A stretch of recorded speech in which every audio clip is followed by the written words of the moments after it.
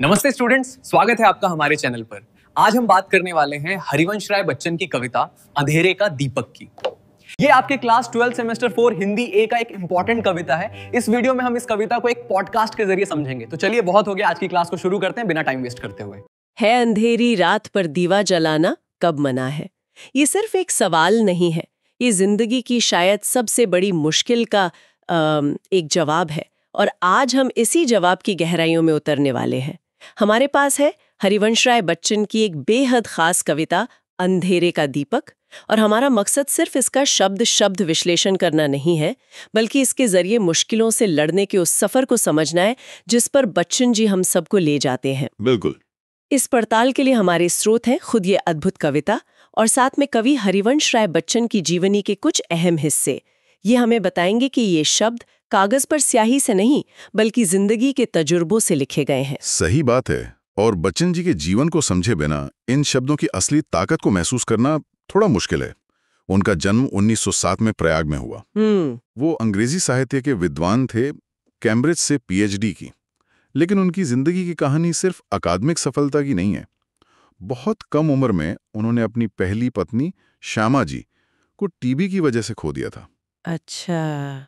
और ये एक ऐसी त्रासदी थी जिसने उनके जीवन और उनकी कविता पर बहुत गहरा असर डाला। हाँ, ये तो है। और यही बात उन्हें खास बनाती है।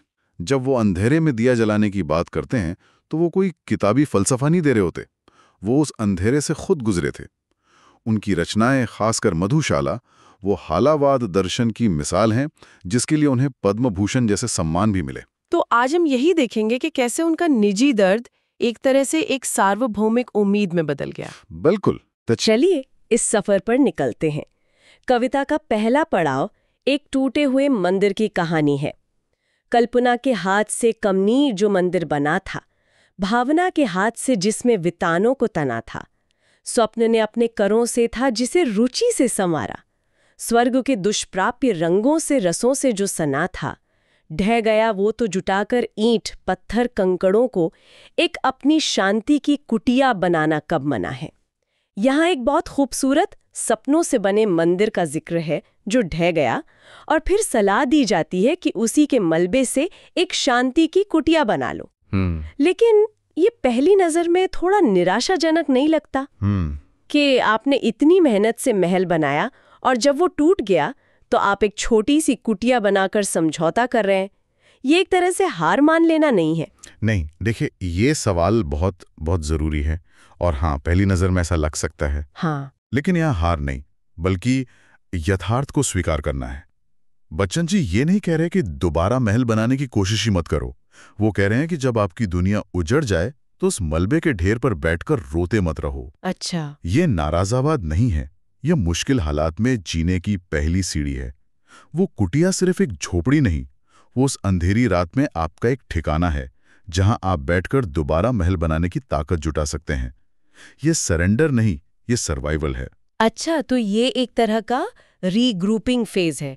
जैसे आज के जमाने में सोचें, किसी का बड़ा सपना था, एक स्टार्टअप शुरू किया और वो फेल हो गया। हाँ बिल्कुल। तो वो मंदिर ढह गया।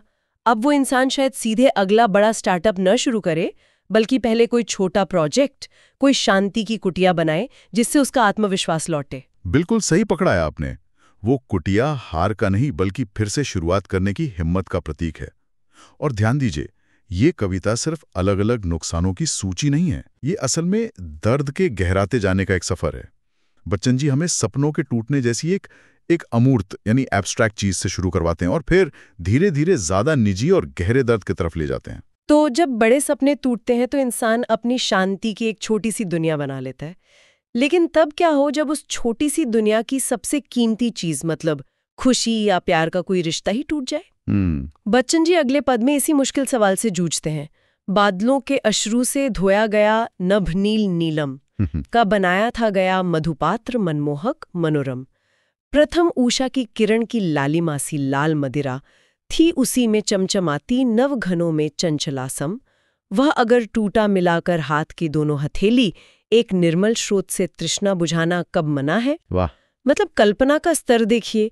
आसमान के नीले रंग के नीलम से बना प्याला जिसमें सुबह की पहली किरण जैसी लाल शराब हो, ये कल्पना इतनी भव्य क्यों है? और बच्चन जी जानबूझकर इतनी भव्य कल्पना करते हैं। वो ऐसा इसलिए करते हैं ताकि जब वो टूटे तो सुनने वाले को उस टूटन का वजन महसूस हो। अच्छा। वो दिखाना चाहते हैं कि जिंदगी में जो चीजें टूटती हैं, चाहे वो कोई रिश्ता हो या खुशी का कोई पल, वो हमारे लिए कितनी अनमोल और लगभग अलौकिक होती हैं। वो कोई मामूली कांच का गिलास नहीं था, वो आसमान से बना प्याला था। सही बात है। और जब वो टूट जाता है तो उपाय क्या है? कवि कहते हैं कि अब उस नशीली मदिरा के पीछे मत भागो, बस अपनी हथेलियों को जोड़ो और किसी निर्मल स्रोत यानी साफ पानी के झरने से अपनी प्यास बुझा लो। इसका गहरा मतलब है कि जब जिंदगी से जुनून और नशा चला जाए तो सादगी और सुकून में राहत खोजो। शायद पानी में शराब जैसा नशा ना हो, पर वो जिंदगी देता है। ये जुनून से शांति की ओर एक यात्रा है। ये बहुत गहरा विचार है, मतलब भव्यता के खत्म होने पर मौलिक जरूरतों में जीवन खोजना। अब तक हमने एक टूटे सपने और एक टूटी हुई खुशी की बात की। हाँ। अगला पद एक ऐसे नुकसान की बात करता है जो और भी ज्यादा इंटेंजिबल है। ये कोई चीज नहीं है जो टूट गई, बल्कि एक पूरा दौर है जो बीत गया। क्या घड़ी थी, एक भी चिंता नहीं थी पास आई। काले माँ तो दूर, छाया भी पलक पर थी न छाई। आंख से मस्ती झपकती, बात से मस्ती टपकती, थी हंसी ऐसी जिसे सुन बादलों ने शर्म खाई। वो गई तो ले गई उल्लास के आधार माना, पर अथिरता पर समय की मुस्कुराना कब मना है। ये अथिरता पर समय की मुस्कुराना यानी समय के बदलते स्वभाव पर मुस्कुरा देना सुनने में बहुत शक्तिशाली लगता है, पर क्या ये असल जिंदगी में संभव है या ये सिर्फ एक काव्यात्मक आदर्श है? क्योंकि जब चोट गहरी होती है तो उस वजह पर मुस्कुराना तो बहुत मुश्किल होता है। ये एक बेहद व्यावहारिक सवाल है और इसका जवाब हमें बच्चन जी के हालाबाद दर्शन में मिलता है। हालाबाद को आप एक तरह का माइंडफुल रिबेलियन या जागरूक विद्रोह समझ सकते हैं। जागरूक विद्रोह? हाँ, ये दुनिया को गुलाबी चश्मे से देखना नहीं है। ये दुनिया की सारी समस्याओं, सारे दुखों को खुली आंखों से देखना है और फिर कहना है, हाँ ये सब सच है, पर मैं आज के इस पल की खूबसूरती को जीना नहीं छोड़ूंगा। अच्छा। तो ये मुस्कान कोई खुशी की मुस्कान नहीं है। नहीं, ये एक विद्रोही मुस्कान है। ये समय को एक चुनौती है जो कहती है, तुमने मुझसे मेरा सबसे अच्छा वक्त छीन लिया, लेकिन तुम मुझसे उस पर प्रतिक्रिया देने का मेरा हक नहीं छीन सकते। मैं रोऊंगा नहीं, मैं तुम्हारी इस चंचलता पर मुस्कुराऊंगा।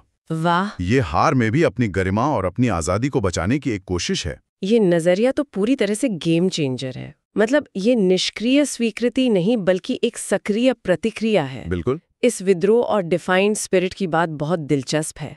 कविता फिर एक और तरह के नुकसान की तरफ बढ़ती है जो एग्जैक्टली हाय उन्माद के झोंके, जिसमें राग जागा, वैभवों से फेर आंखें, गान का वरदान मांगा, एक अंतर से ध्वनित हो, दूसरे में जो निरंतर भर दिया अंबर अवनी को, मत्तता के गीत गागा। अंत उनका हो गया तो मन बहलने के लिए ही ले अधूरी पंक्ति कोई गुनगुनाना कब मना है। उन्माद के झोंके, इसका मतलब है वो दौर जब आप किसी काम में, चाहे वो कला हो, इश्क हो या कोई मिशन, पूरी तरह डूब जाते हैं। आप इन द जोन होते हैं। हाँ। एक ऐसा संगीत रचते हैं जो आपके दिल से निकलकर पूरी कायनात में गूंजने लगता है। लेकिन जुनून की वो लहर वो हमेशा कायम नहीं रहती। जब वो दौर खत्म हो जाता है तो एक गहरा खालीपन महसूस होता है। और उस खालीपन का इलाज कवि ने बताया है, ले अधूरी पंक्ति कोई गुनगुनाना। ये आज के क्रिएटिव लोगों के लिए कितनी बड़ी सलाह है ना? बिल्कुल। जब आपका कोई बड़ा प्रोजेक्ट खत्म हो जाए या आप राइटर्स ब्लॉक से जूझ रहे हो तो एक और शाहकार या मास्टरपीस बनाने का दबाव मत लो। बिल्कुल। बस उस कला से अपना रिश्ता बनाए रखो। बिल्कुल। थोड़ा सा गुनगुना लो। हाँ। पूरी सिम्फनी नहीं तो क्या, एक धुन ही सही। ये उस रचनात्मक आग को बुझने से बचाने का तरीका है। ये खुद को याद दिलाना है कि भले ही आज बड़ी लहरें नहीं उठ रही, पर समंदर अभी भी जिंदा है। अब तक देखिए नुकसान अमूर्त रहे, सपने, खुशियां, वक्त, जुनून। लेकिन अब कविता उस नुकसान पर आती है जो शायद सबसे ज्यादा दर्द देता है, इंसानों का नुकसान। हाय वे साथी के चुंबक लौह से जो पास आए, पास क्या आए हृदय के बीच ही गोया समाए। दिन कटे ऐसे कि कोई तार वीणा के मिलाकर एक मीठा और प्यारा जिंदगी का गीत गाए। वे गए तो सोचकर यह लौटने वाले नहीं वे, खोज मन का मीत कोई लौ लगाना कब मना है। इन पंक्तियों में बच्चन जी का निजी दर्द साफ झलकता है। बहुत ज्यादा। अपनी पहली पत्नी श्यामा जी को खोने के बाद उन्होंने जो अकेलापन और दुख महसूस किया होगा, उसकी सीधी छाप यहाँ दिखती है। खासकर ये पंक्ति, वे गए तो सोचकर ये लौटने वाले नहीं वे। हाँ, ये पंक्ति। इसमें कोई झूठी दिलासा नहीं है, ये उस कड़वी सच्चाई को स्वीकार करना है जिससे हम सब भागना चाहते हैं। ये कविता नहीं, एक तरह की गवाही है। और इस क्रूर सच्चाई को स्वीकार करने के ठीक बाद वो जो कहते हैं वो हैरान कर देता है, खोज मन का मीत कोई, लौ लगाना कब मना है। ये बहुत बहुत हिम्मत की बात है। अक्सर इतने गहरे दुख के बाद लोग अपने दरवाजे बंद कर लेते हैं। हाँ, दोबारा किसी पर भरोसा करने से डरते हैं। बिल्कुल। और यही इस कविता का साहस है। ये दर्द से भागने को नहीं कहती, ये कहती है कि दर्द को स्वीकार करो, उसके साथ जीना सीखो, लेकिन उसे अपनी पूरी जिंदगी पर कब्जा मत करने दो। ये इंसान की उस बुनियादी जरूरत की वकालत करती है जिसे हम कनेक्शन या जुड़ाव कहते हैं। ये अतीत के दुख को भविष्य की उम्मीद पर हावी होने से रोकने का एक मंत्र है। सही बात है। और ये हमें कविता के दार्शनिक शिखर पर ले आता है। अब तक हम निजी नुकसान की बात कर रहे थे, सपनों, रिश्तों, दोस्तों का टूटना।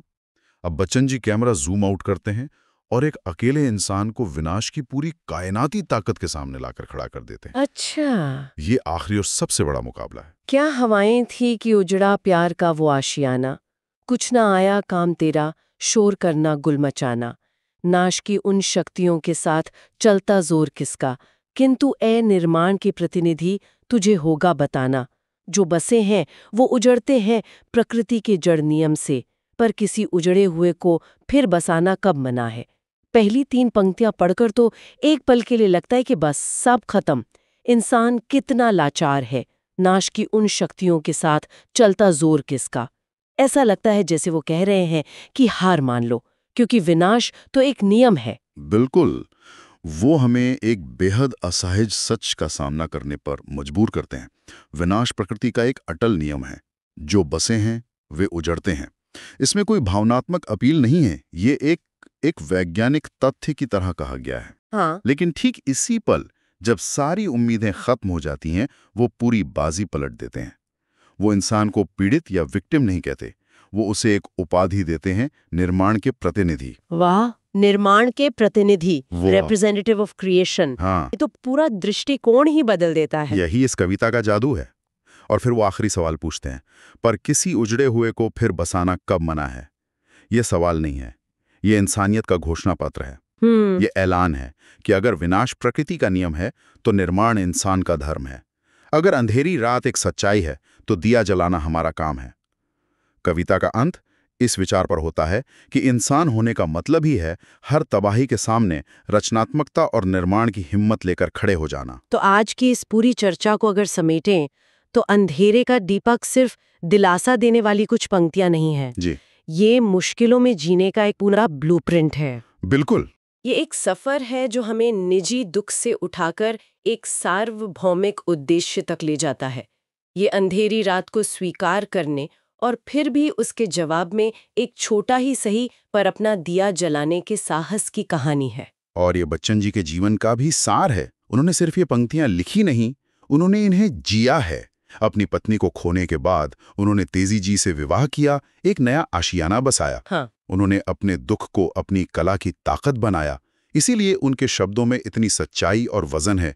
वो किसी ऊंचे आसन पर बैठ के उपदेश नहीं दे रहे, वो जिंदगी के मलबे से उठकर हमें रास्ता दिखा रहे हैं। बिल्कुल सही। और अंत में हम अपने सुनने वालों के लिए एक सवाल छोड़ना चाहेंगे। इस कविता में मंदिर, मधुपात्र और आशियाने के उजड़ने की बात है, लेकिन आज की इस डिजिटल भागदौड़, करियर की चिंता और सूचनाओं के शोर से भरी दुनिया में हमारे अपने अंधेरे क्या है, हमारे उजड़े हुए आशियाने क्या है? और सबसे जरूरी सवाल, उन अंधेरों के जवाब में हम आज अपनी जिंदगी में कौन सी एक ईंट रखकर अपना छोटा सा दीपक जला सकते हैं?